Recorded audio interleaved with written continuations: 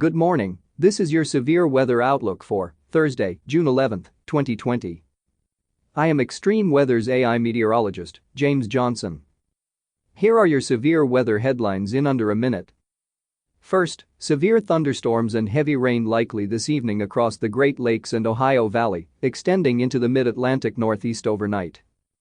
Second, elevated fire threat continues over the Great Basin and southern plains. And finally, elevated fire threat continues over the Great Basin and south central plains. A strong cold front will move into the east on Thursday. Isolated strong to locally severe thunderstorms with damaging winds will be possible from parts of New England to the Carolinas. Also, locally heavy rain and flooding is possible across parts of the mid-Atlantic into the Carolinas.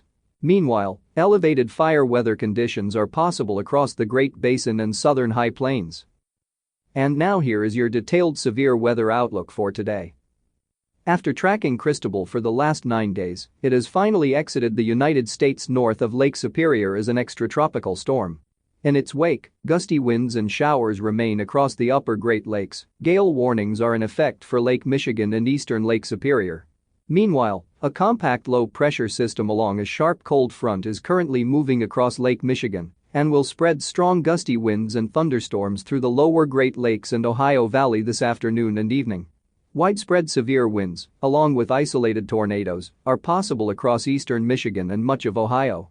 Weather conditions across the Great Lakes will gradually improve on Thursday as the entire storm complex ultimately moves farther away into eastern Canada.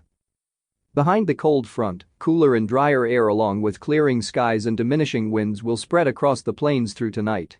In contrast, very warm and humid air will stream all the way up the eastern U.S. well ahead of the aforementioned cold front. Much of the eastern U.S. and southeast will see some form of showers and thunderstorms during the next couple of days before the front reaches the east coast later on Thursday. Isolated instances of flash flooding will be possible on Thursday across southeast Virginia and eastern North Carolina due to the slow-moving nature of the thunderstorms along the stalling front. Showers and isolated thunderstorms will linger across the mid-Atlantic southward into Florida into Friday as well.